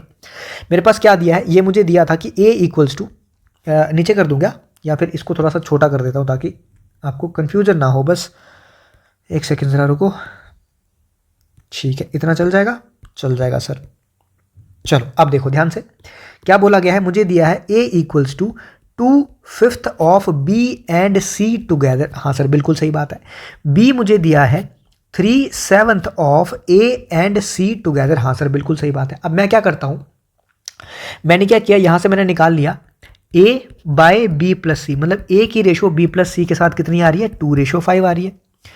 B की रेशो A + C के साथ कितनी आ रही है सर 3/7 आ रही है। हाँ सर इतने तक तो समझ आ गया सर, आगे क्या करोगे, आगे तो आप भी फंस जाओगे। बिल्कुल सही बात है पर मैं कुछ ना कुछ तरीका निकालता हूँ। अब देखो नंबर क्या था मेरे पास, यही था ना 1050, मतलब एक ही नंबर था। इसका मतलब A + B + C को मिला के मेरे पास क्या बनने वाला है 1050 बनने वाला, ये तो मुझे पता है। इसका मतलब यहाँ पे भी A + B + C को मिला के 1050 बनना चाहिए, यहाँ पे भी B A + C को मिला के कितना बनना चाहिए 1050, क्योंकि ये भी तो वही है ABC, ये भी तो वही है A + C ABC सॉरी। लेकिन हो क्या रहा है, यहाँ पे अगर मैं दोनों को ऐड करता हूँ तो कितने रेशो बन रहे हैं 7। यहाँ पे मैं अगर इनको ऐड करता हूँ तो कितने रेशो बन रहे हैं मेरे पास 10। तो ये तो सेम नहीं बन पा रहा, बनना क्या चाहिए था सेम, लेकिन सेम नहीं बन पा रहा। तो इसका मतलब मुझे इसको सेम करना पड़ेगा। सेम करने के लिए क्योंकि ये 7 है तो मुझे क्या करना पड़ेगा, इस पूरे को इसमें 10 के साथ मल्टीप्लाई करना पड़ेगा। सेम कैसे बना सकता हूँ, 7 और 10 को सेम कैसे बना सकता हूँ, अगर 70 बना दूं तो, और 10 को मुझे क्या करना पड़ेगा, इस सारे को मुझे 7 से मल्टीप्लाई करना पड़ेगा, तभी ये मेरे पास क्या बन जाएगा 70 बन जाएगा। हाँ सर इतना समझ आ चुका है हमें। अब देखो जैसे ही मैंने 10 से मल्टीप्लाई किया तो अब मैं 10 से इसको भी मल्टीप्लाई करूंगा और 10 से मैं इसको भी मल्टीप्लाई करूंगा। सिमिलरली 7 से मैं इसको भी मल्टीप्लाई करूंगा और 7 से मैं इसको भी मल्टीप्लाई करूंगा। अब ध्यान से देखना, तो जब मैंने 10 से इसको मल्टीप्लाई किया तो ए मेरा आ चुका, ए मेरा कितना आ गया यहाँ से 20 आ गया। तो ए मेरा कितना आ गया यहाँ से 20 आ गया। सिंपल सा, बिल्कुल एक मतलब क्या बोलते हैं, एक ही स्टेप में मेरा एक आंसर आ गया। सिमिलरली 7 को जब इससे मल्टीप्लाई करूंगा ऊपर वाले से तो कितना आएगा 21, तो इसका मतलब बी की वैल्यू मेरी आ चुकी 21। तो बी कितनी आ गई मेरी 21। अब मेरा मकसद है सी निकालना, तो सी निकालने के लिए मैं ये भी ले सकता हूं, मैं ये भी ले सकता हूं, कोई एक ले लो आप। मैं एक ले लेता हूं, दूसरे से आप निकाल के चेक कर लेना, सेम आएगा। मैं ले लेता हूं ये वाला। तो ए प्लस सी मिला के किसके बराबर है 7 इंटू 7 कितना हो गया 49। यहां से बी मेरा ए मेरा किसके बराबर है 20, तो 20 प्लस सी इक्वल्स टू 49। यहां से सी मेरा आ गया 29 के बराबर। तो मेरे पास ए भी आ चुका, मेरे पास बी भी आ चुका, मेरे पास सी भी आ चुका। अब मुझे पता चल चुका है, मैं यहां पे कर देता हूं क्योंकि थोड़ा वो कम है स्पेस। ए बी सी मुझे पता चल चुका है कि रेशो मुझे निकालनी है। ए रेशो बी रेशो सी जो है वो किसके बराबर आ गया 20 रेशो 21 रेशो 29 आ चुका है। अब इन तीनों को मिला के किसके बराबर है 1050 के बराबर है। तो जब मैं इन तीनों को मिलाऊंगा कितना बनाइए 29 और 21 कितना होता है 50, 50 और 20 कितना होता है 70। इसका मतलब 70 की वैल्यू मुझे दे रखी है 1050 के बराबर। मुझे निकालना क्या है ए और सी का शेयर मिला के। ए और सी का शेयर मिला के कितना होता है आपको पता है 49 बनता है। ठीक है, ए और सी का मिला के कितना बनता है आपका 49 बनता है। तो अगर 70 की वैल्यू इतनी है तो यहां से एक की वैल्यू हो जाएगी 1050 डिवाइडेड बाय 70 और 49 की वैल्यू हो जाएगी 1050 डिवाइडेड बाय 70 इंटू 49। यहां से ये 0 से 0 गया, 7 से काटूंगा तो 7, ये मेरे पास आ जाएगा 105 इंटू 7। मैं कैसे करूंगा, पहले 7 इंटू 100 करूंगा तो 700 आ जाएगा, 7 इंटू 5 करूंगा तो 35 आ जाएगा। तो आंसर कितना आ जाएगा मेरे पास 735 मेरे पास आंसर आ जाएगा। समझ आई आपको किस तरीके से मैंने निपटाया इसको। अगर मैं इसको लेंदी, तो ये वैसे भी था लेंदी था, नो डाउट, मैं मानता हूं आपकी बात ये कि लेंदी है, लेकिन आप इस तरीके से जाते ना तो आपका 1 1.5 2 मिनट आप इसी में लगे रहते, आप रेशो ही नहीं निकाल पाते। लेकिन यहां से रेशो मेरी कितनी जल्दी आ गई, ये तो मैंने आपको अभी करना सिखाया तो आपका टाइम लग रहा है। जब मैं करूंगा तो मैं देखूंगा ये 7 आ रहा है, ये 10 आ रहा है, मुझे 70 बनाना है, मतलब 10 से मल्टीप्लाई करना है। 10 से मल्टीप्लाई करना है तो ऊपर मेरा सीधा 20, मैं डायरेक्टली लिखूंगा 20। यहां मुझे 7 से करना पड़ेगा, डायरेक्टली लिखूंगा 21। फिर एक इक्वेशन लिखूंगा, वहां से सी की वैल्यू भी आ जाएगी। बस उसके बाद मुझे सिर्फ ये करना है। तो मुझे लगता है कि आपका ऐसा आसान रहेगा। बाकी आपकी मर्जी है, जैसा आपको सही लगे। पढ़ा मैंने आपको सारा रखा है रेशियो एंड प्रोपोर्शन में, जो मैंने आपको प्लेलिस्ट बताई, ये जो मैंने आपको बताया कि चैनल पे जाके आपको कोर्सेज में जाके यहाँ पे चीज़ें आपको सारी मिलने वाली हैं। इसमें मैंने आपको हर एक चीज़ जो है वो 3 मेथडों से पढ़ाई है। एक बेसिक मेथड, एक एडवांस मेथड होता है, एक आपका रेशो मेथड होता है। जिसको जो मेथड पसंद आता है, कोई एक बच्चे को लेके मैं नहीं चल रहा हूँ यहाँ पे, मैं उनको भी लेके चल रहा हूँ कि जो 0 से स्टार्ट कर रहे हैं, उनको भी लेके चल रहा हूँ कि जिनको थोड़ा बहुत पता है, उनको भी लेके चल रहा हूँ कि जो अब चाहते हैं कि मुझे एडवांस पे जाना है। तो सारी चीज़ें मैंने यहाँ पे आपके लिए क्लियर की हैं। बढ़ते हैं अपने क्वेश्चन अगले पे। नेक्स्ट है आसान सा क्वेश्चन है, थोड़ा सा प्रोबेबिलिटी का। 1 card is drawn at random from a pack of 52 cards. इसमें से एक कार्ड ड्रॉ किया गया है। Find the probability that the card drawn is a face cards. ठीक है, कार्ड जो ड्रॉ किया गया है वो फेस कार्ड होगा। फेस कार्ड कौन से होते हैं, फेस कार्ड होते हैं जे, के, क्यू और ए। ठीक है, क्योंकि इनमें क्या होता है, कुछ ना कुछ फेस बना होता है। ठीक है, कुछ ना कुछ बाकियों पे क्या होते हैं, बाकी नंबर्ड कार्ड होते हैं 1 2 3 4 5 6, ये क्या है नंबर वाले कार्ड हैं। लेकिन ये वाले जो है ये क्या है हमारे पास फेस कार्ड्स होते हैं। अब यही गलती आप लोग भी करते हो। क्या गलती करते हो आप लोग, क्या करते हो यहाँ पे ले लेते हो फेस कार्ड कितने 4। तो 4 फेस कार्ड मतलब अगर एक सूट में 4 फेस कार्ड होंगे और तो 3 में कितने 4 सूट्स होते हैं हमारे पास, तो उसमें कितने हो जाएंगे 12 हो जाएंगे। एक में अगर कितने हैं 3, तो 4 में कितने हो जाएंगे 13, और टोटल कितने कार्ड्स हैं 52। तो यहाँ से जब आप काटोगे तो आपका आ जाएगा इसका आंसर नहीं, ये क्या किया मैंने, एक सेकेंड रुको जरा, एक सेकेंड रुको।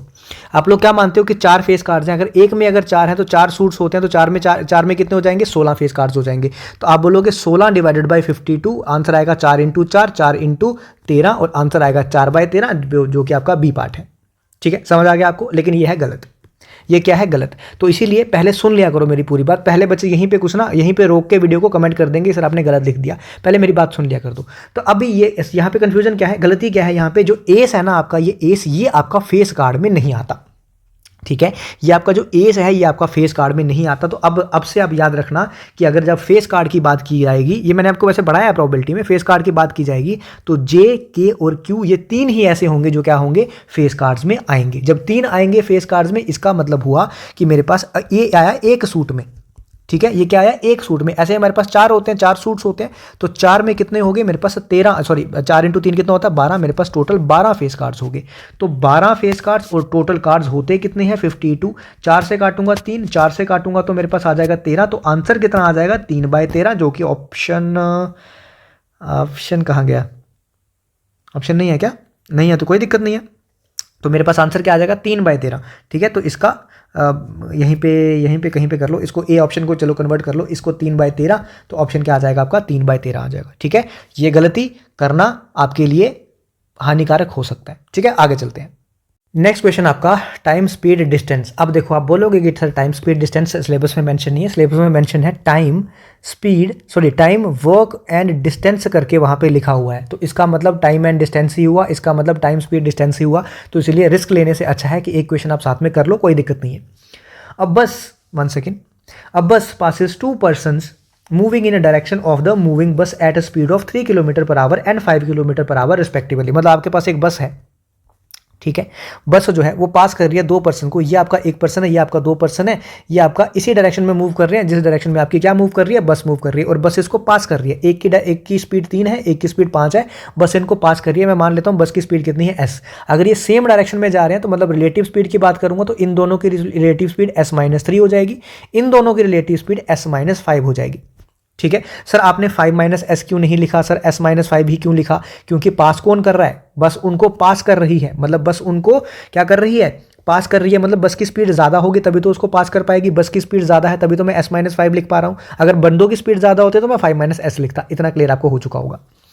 मुझे बोला क्या है, पहले पर्सन को क्रॉस करती है 10 सेकंड में, दूसरे को क्रॉस करती है 11 सेकंड में, बताओ स्पीड ऑफ बस कितनी है। तो मुझे ये बताओ, क्या स्पीड आपको पता है कि डिस्टेंस बाय टाइम होता है, डिस्टेंस ट्रेन वाले क्वेश्चंस में या बस वाले क्वेश्चन में डिस्टेंस मतलब लेंथ ऑफ ट्रेन या लेंथ ऑफ बस, क्या ये बस की लेंथ जो है वो चेंज होगी क्या, नहीं होगी सर। इसका मतलब क्या ये डिस्टेंस मतलब डिस्टेंस ही हुआ ना, क्या ये डिस्टेंस चेंज होगा क्या, नहीं होगा सर। इसका मतलब अगर ये चेंज नहीं होगा तो सर स्पीड और टाइम जो है वो इन्वर्सली प्रोपोर्शनल होंगे क्या, हाँ सर बिल्कुल सही बात है। इसका मतलब जो स्पीड पहली है, पहली मतलब पहले बंदे के साथ s-3 जो रिलेटिव स्पीड है इसका, और इसका टाइम जो था पहले बंदे के साथ टाइम कितना है 10 सेकंड, तो इसका ये इन्वर्स प्रोपोर्शनल होगा सर, हाँ सर बिल्कुल सही बात है। इसका मतलब जो दूसरी स्पीड है s-5, ठीक है, उसका जो है ये इन्वर्सली प्रोपोर्शनल होगा टाइम 11 के साथ, क्यों, क्योंकि इसको कितना लग रहा है, दूसरे बंदे को टाइम लग रहा है 11। अब सर अगर मैं दोनों को कर दूं डिवाइड जरा, तो क्या होता है, दोनों को डिवाइड करूंगा तो s-3 divided by s-5 equals to 11/10 आ जाएगा। ठीक है, इसका जो है वो इसके साथ इन्वर्स, इसका जो है वो इसके साथ इन्वर्स रिलेशन बन जाएगा, speed is inversely proportional to time. यहाँ पे मैं क्रॉस मल्टीप्लाई करूंगा तो 10s-30 equals to 11s-55, solve करूंगा तो s इक्वल्स टू मेरे पास आ जाएगा कितना 25 km/h। ठीक है, कितना आ जाएगा 25 km/h मेरा आंसर आ जाएगा। आशा करता हूं आपको समझ आया होगा। ठीक है, बहुत आसान सा क्वेश्चन था, बट बच्चे इसको पता नहीं क्यों बहुत ज़्यादा टाइम लेते हैं, क्योंकि वो यहाँ पे एल जो है वो ऐसा का वैसा रखते हैं, फिर उसको इक्वेशन बनाते हैं, इक्वेशन बना के सॉल्व करते हैं, नहीं करना होता। जब भी आपको ये रिलेशन दिख रहा है तो आपको इसी रिलेशन से जाना है। आशा करता हूँ आपको समझ आया होगा। बढ़ता हूँ अपने अगले क्वेश्चन में। टाइम ज़रूर लग रहा है, सेशन ज़रूर लंबा है, लेकिन ये मेरी बात मान के चलो कि आप लोग बाद में ना खुश हो जाओगे पेपर देख के। ये सारे अगर आपने प्रैक्टिस सेशन अटेम्प्ट किए होंगे ना, चाहे वो जूनियर असिस्टेंट वाला है, क्योंकि आपके सिलेबस में वो भी तो चैप्टर्स है ना कुछ, चाहे वो फॉरेस्ट इंस्पेक्टर वाला है आपके सिलेबस में वो भी है, चाहे वो आपका वाइल्ड लाइफ गार्ड वाला है, चाहे वो आपका लैब अटेंडेंट वाला है, ये सारे सेशन आपको देखने हैं, क्योंकि लैब अटेंडेंट में भी आपका मेंसुरेशन है। ये सारे के सारे मेंसुरेशन का जो लैब अटेंडेंट का पहला टेस्ट है वो सारा का सारा मेंसुरेशन है, लैब अटेंडेंट का तीसरा टेस्ट है वो पूरा का पूरा मेंसुरेशन बेस्ड है। तो वो चीज़ें भी आपको देखनी है, क्योंकि मैं कितने ही क्वेश्चन लाऊंगा, उसमें अगर मेरे 10 क्वेश्चन है मेंसुरेशन के, 10 मैंने फॉरेस्ट वाइल्ड लाइफ गार्ड में बता दिए, 10 मैंने उसमें करा दिए, क्या बोलते हैं उसको, फॉरेस्ट इंस्पेक्टर में करा दिए, 10 मैंने और सेशन में कहीं ला दिए, तो 40-50 क्वेश्चन आपको मेंसुरेशन के, और बाकी जो मेंसुरेशन के PYQs हैं मतलब वीडियोस में, वो तो अलग हो गए। यहाँ पे भी आपको करा रहा हूँ, इतने क्वेश्चन प्रैक्टिस अगर आपने कर लिए तो कहाँ से क्वेश्चन आएगा, इन्हीं में से निकल जाएगा। ठीक है, आगे बढ़ते हैं। अगला क्वेश्चन देखो अपना, गलती के चांसेस 100%। ठीक है, गलती के चांसेस कितने 100%। कहाँ क्यों गलती होगी वो भी बताता हूँ। मुझे सब पता है कि आपके दिमाग के साथ कैसे खेलना है। देखो, देयर आर 2 पाइप्स, 2 पाइप्स हैं A और B, each can fill the tank in 20 hours. तो पहली गलती आप क्या करोगे, A + B मिलके कितने घंटे ले रहे हैं, 20 घंटे, पहली गलती। उसने बोला है each can fill the tank in 20 hours, मतलब A जो है वो सेपरेटली 20 घंटे ले रहा है और B जो है वो सेपरेटली 20 घंटे ले रहा है। पहली गलती ये, मतलब ये गलत है, ये आपका सही है। अब वो बोल रहा है both pipes are opened together, दोनों पाइप्स को ओपन कर दिया गया, and due to leakage in it it was found that it takes 2 hour more to fill the tank, मतलब लीकेज की वजह से। तो मैं मान लेता हूँ सी मेरे पास लीकेज है, मैंने दोनों पाइप्स भी खोल रखी हैं, तो इसका मतलब ए प्लस बी प्लस सी अब मिलके काम कर रहे होंगे, तो मुझे लगा कि 2 घंटे ज़्यादा लेंगे। तो 2 घंटे ज़्यादा लेंगे किससे, ए से या बी से, मतलब आप बोलोगे कि सर 22 घंटे लेंगे। दूसरी गलती यहाँ पे, ये क्या हो जाएगा गलत। क्यों हो जाएगा गलत मैं अभी बताता हूँ, लेकिन ये गलत है तो इसलिए मैं इसको लेके अभी नहीं चलता, इसको मैं यहाँ पे पढ़ाता हूँ कि आपको सही क्या है अब आपका। ठीक है, ये क्या था आपका गलत, ये है आपका अब सही। ए कितना टाइम ले रहा है, 20 घंटे ले रहा है। बी कितना टाइम ले रहा है, 20 घंटे ले रहा है। अब देखो ध्यान से, both the pipes are opened together, पहले क्या किया गया, दोनों पाइप्स को ओपन किया गया एक साथ, तो इसका मतलब पहले ये दोनों मिलके काम कर रहे होंगे। कितना इसका एलसीएम मैं मान लेता हूँ, टोटल वर्क मैं मान लेता हूँ 20, इसकी एफिशिएंसी कितनी हो जाएगी 1, इसकी एफिशिएंसी कितनी हो जाएगी 1, इसका मतलब ये मिलके कितना काम कर रहे हैं 2, टोटल काम है आपके पास 20, इसका मतलब टाइम कितना लगेगा इनको 20 डिवाइडेड बाय 2, मतलब इसको 10 घंटे लगेंगे। दोनों मिलके जब काम करेंगे कितने घंटे लगेंगे, 10 घंटे लगेंगे। अब उसमें एक लीक निकल आया, किसमें, जब ये दोनों काम कर रहे थे उसमें एक लीक निकल आया जो कि 2 घंटे ज़्यादा ले रहा है। तो 2 घंटे 20 से नहीं, 2 घंटे इन 10 घंटों से, 2 घंटे इन दोनों पाइप्स जो मिलके ले रहे थे उससे 2 घंटे ज़्यादा ले रहा है, मतलब अब ये 12 घंटे ले रहा होगा। अब आया आपको क्वेश्चन समझ, अब तो आ ही गया होगा, अब क्वेश्चन समझ में आ गया। तो अब ये क्वेश्चन आपका एक नया क्वेश्चन बन चुका है कि ए जो है वो 20 घंटे ले रहा है, बी जो है वो 20 घंटे ले रहा है, और ए बी प्लस सी मिलके 12 घंटे ले रही हैं। तो मैं मान लेता हूँ एलसीएम कितना आ गया इसका 60, एलसीएम 60 आ गया। इसकी एफिशिएंसी कितनी आ जाएगी 3, इसकी एफिशिएंसी कितनी आ जाएगी 3, इसकी एफिशिएंसी आ जाएगी 5। अब इसकी एफिशिएंसी 3 है, इसकी एफिशिएंसी 3 है, अब ये तीनों को मिलके एफिशिएंसी कितनी है 5, 3 प्लस 3 तो सर 6 हो गया। इसका मतलब सी जो है वो -1 काम कर रहा होगा। क्यों, क्योंकि सी क्या है हमारे पास, सी हमारे पास है लीक। तो अगर लीक है तो ये माइनस में काम करता है, मतलब ये खत्म करने का काम करता है। ये भरने का काम कर रहे हैं टैंकी को, ये खाली करने का काम कर रहा है, मतलब ये -1 में काम कर रहा है। माइनस चाहे आप लिखो ना लिखो, बट आपको ये पता होना चाहिए क्योंकि ये खाली कर रहा है, इसका मतलब यूनिट ये 1 कर रहा है। अब उसने बोला है कि अगर टैंक फुल है पहले, मतलब टैंक फुल मतलब 60 यूनिट्स उसमें भरे हुए हैं, कितना टाइम लेगा टैंक को एम्प्टी करने के लिए वो लीक। इसका मतलब सी अकेला कितना टाइम लेगा, तो टोटल काम कितना करना है 60, सी अकेला कर कितना रहा है 1 यूनिट, तो कितना टाइम लेगा 60 आवर्स टाइम लेगा। अब यहाँ पे -1 करके -60 घंटे मत बोल देना, ठीक है। तो कितना टाइम लेगा 60 आवर्स लेगा। तो आंसर नंबर आपका सी पार्ट मैंने आपको बता दिया कहाँ गलती कर सकते थे। अब आप खुद बताओ कि खुद क्वेश्चन करते तो गलती करते कि नहीं करते, इसीलिए मैंने 100% लिखा है। बहुत ही कोई एडवांस बच्चा होगा कि जो इसको कर पाएगा, जिसने पहले क्वेश्चन ऐसा देखा होगा, जिसने ये पहले क्वेश्चन नहीं देखा है 100% वो गलती करेगा ही करेगा, ठीक है। तो आई थिंक आज का सेशन बहुत बढ़िया सेशन रहा है, बहुत अच्छा सेशन रहा है। बार बार मैं नहीं बोलता हूँ, आपको पता है बीच में। अगर आपको पसंद आया सेशन तो वीडियो को हाइप कर दिया करो, चैनल को सब्सक्राइब कर दिया करो, और वीडियो को लाइक और शेयर जो है वो दबा के किया करो अपने दोस्तों के साथ, ताकि उनको भी फ्री ऑफ कॉस्ट पढ़ने का मौका जो है वो मिले। ऐसा मत सोचना कि आप शेयर कर दोगे आपका कंपटीशन बढ़ जाएगा। आपकी अगर सीट आपको मिलेगी, ऊपर वाले ने आपके लिए रखी होगी, तो आपको आपकी कोई नहीं छीन पाएगा, ठीक है। तो आज के लिए मैं इतना ही रखूंगा, वेट करूंगा नेक्स्ट सेशन में आपके रिस्पांस के लिए। अगर आपका रिस्पांस अच्छा हुआ तो नेक्स्ट सेशन लेके आऊंगा, नहीं तो फिर हम कंटिन्यू बाकी सेशन में जैसे चल रहे हैं वैसा चलता रहेगा। आज के लिए इतना ही, मिलेंगे नेक्स्ट सेशन में, तब तक के लिए tata good night, bye bye, जय हिंद।